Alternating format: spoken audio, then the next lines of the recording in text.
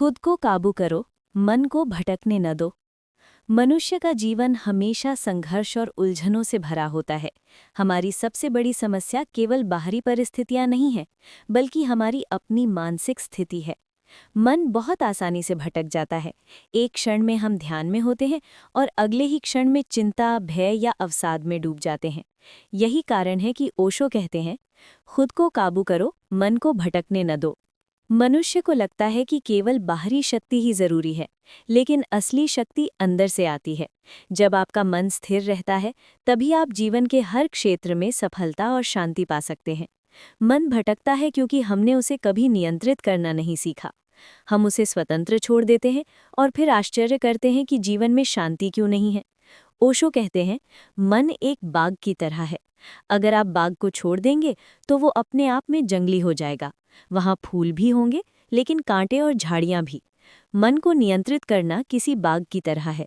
हमें उसे सिखाना पड़ता है, उसे दिशा देनी पड़ती है और उसे समझना पड़ता है। ध्यान और स्व अवधारणा। मन को काबू करने का सबसे महत्वपूर्ण तरीका है ध्यान। ध्यान का अर्थ केवल बैठकर आंखें बंद करना नहीं है। ध्यान का अर्थ है वर्तमान क्षण में पूरी तरह उपस्थित होना। जब आप अपने मन को वर्तमान में लाते हैं, तो वो भटकना बंद कर देता है। ओशो बताते हैं कि भटकता हुआ मन हमेशा अतीत या भविष्य में फंसा रहता है। अतीत की यादें उसे परेशान करती हैं और भविष्य की चिंताएं उसे तनाव में डालती हैं। लेकिन वर्तमान में रहकर आप उसके सारे भ्रम खत्म कर सकते हैं। ध्यान करने के लिए छोटे छोटे अभ्यास करना बहुत ज़रूरी है। शुरुआत में केवल 5 मिनट ध्यान करें। सांस पर ध्यान दें। हर बार जब आपका मन भटके, उसे धीरे धीरे वापस लाएं। ये प्रक्रिया कठिन लग सकती है, लेकिन नियमित अभ्यास से मन का नियंत्रण आसान हो जाता है। स्व अनुशासन। मन को काबू करने का दूसरा तरीका है स्व अनुशासन। जीवन में अनुशासन केवल बाहरी नियमों का पालन नहीं है, बल्कि अपने विचारों और भावनाओं पर नियंत्रण रखना भी अनुशासन है। ओशो कहते हैं कि मनुष्य अक्सर अपनी इच्छाओं के गुलाम बन जाता है। अगर आप किसी क्षण गुस्से में हैं और तुरंत प्रतिक्रिया देते हैं, तो आप अपने मन को नियंत्रित नहीं कर पा रहे। अगर आप किसी समय लालच या भय से प्रतिक्रिया देते हैं, तो भी वही होता है। स्व अनुशासन का अर्थ है अपनी प्रतिक्रियाओं पर नियंत्रण रखना। कुछ क्षण ठहरें, सोचें, समझें कि आपकी प्रतिक्रिया वास्तव में किससे प्रभावित हो रही है। ये अभ्यास धीरे धीरे आपके मन को स्थिर और नियंत्रित बनाता है। अपने विचारों का निरीक्षण। मन भटकता है क्योंकि हम अपने विचारों को बिना देखे स्वीकार कर लेते हैं।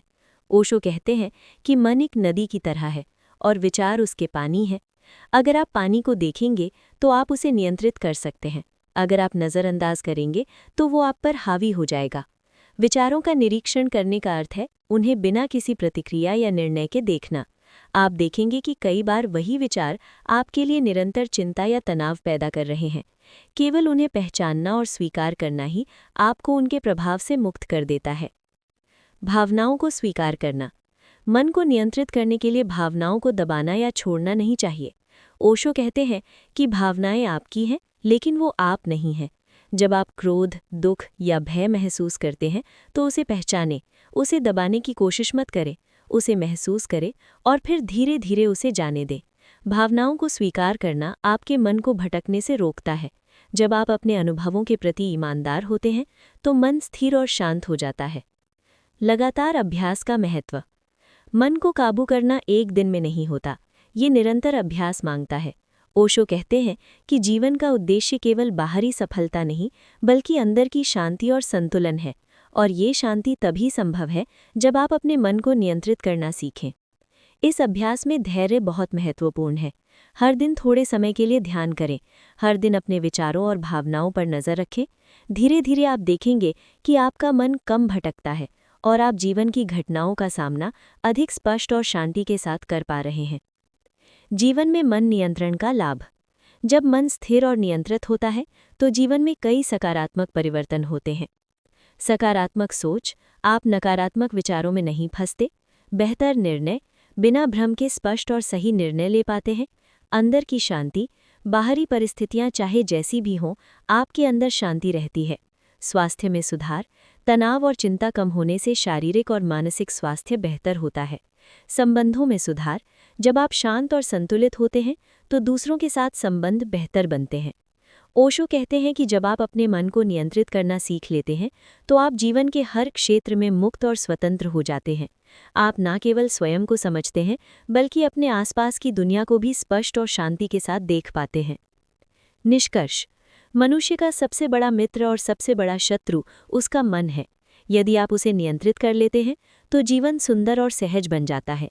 यदि आप उसे भटकने देते हैं तो जीवन हमेशा संघर्ष और चिंता में बीतता है।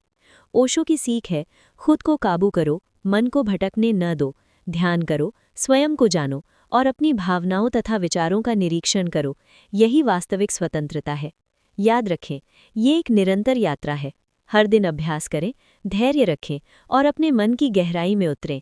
जब आप अपने मन को नियंत्रित कर लेते हैं तो जीवन की हर परिस्थिति का सामना आप सहजता और शांति के साथ कर सकते हैं।